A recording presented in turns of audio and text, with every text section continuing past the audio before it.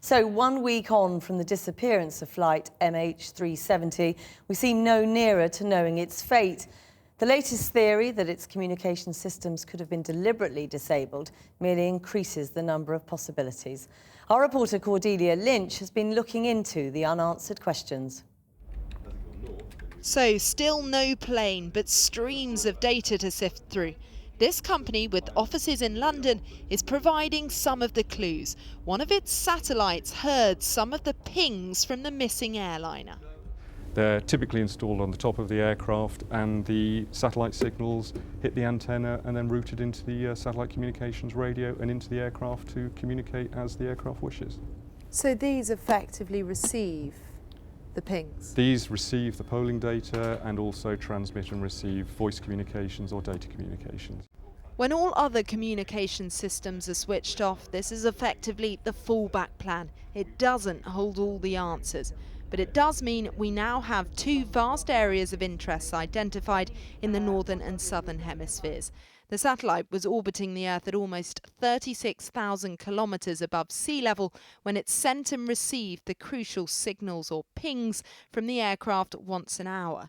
When the ping is returned to a satellite, it's able to measure how far away the aircraft is, but not where it is. That means we're left with two possible locations on Earth where the signal could have bounced back from. But the areas are thousands of miles long. In one lies the clues to the missing airliner. The pings can only work if the aircraft is operational. While the new detail is heartening, it's a long way off a discovery. The really useful data comes from the communication system, but that was disabled shortly after it took off. That effectively is content data. For example, ACARS messaging is very similar to text messaging, WhatsApp, Snapchat, things like that. And those messages would contain information, serious things like air traffic control information, altitude, heading, changes of direction.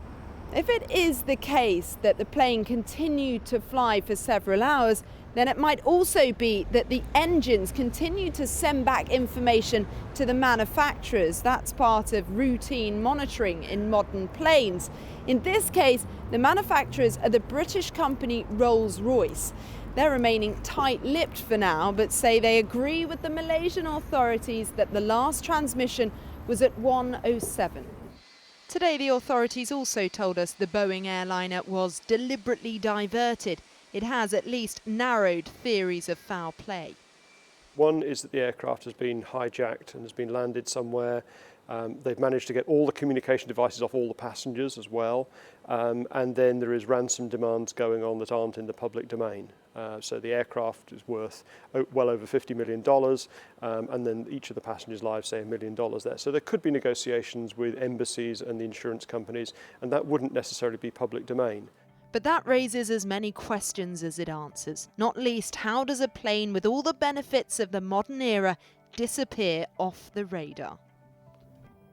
Well, our Asia correspondent John Sparks joins us live now from Kuala Lumpur. John, what is the latest in this extraordinary story? Well, Jackie, I think two big things happened today. I think the first thing is that the search area was dramatically expanded along the lines of these two air corridors described by the Malaysian Prime Minister today. And the other thing is that we've had a whittling down of the possible causes of this incident. I think we're getting closer to an explanation. You know, as we've heard, the investigators here think it was deliberate. They've made that deduction on the basis of the way the aircraft was flown, the course it took, and also the way communication equipment was shut off inside the airplane. And I can tell you tonight that this investigation has become a criminal inquiry. The police here in Kuala Lumpur have searched the home of the pilot, Zahari Ahmed Shah. They have been inside his home, they have removed objects in bags, and we're now watching to see whether the co-pilot's premises and premises of other crew members on that flight are also searched by the police. Jackie. And John, how did the experts come up with these two flight corridors?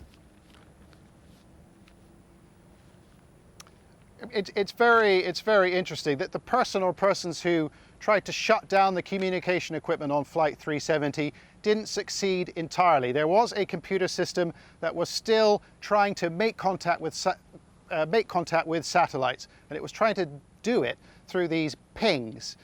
These pings contain rudimentary information about the location of the aircraft, and the investigators here in Kuala Lumpur have looked at that information. They've analysed it, and they've come up with these two routes, the northern route and the southern route.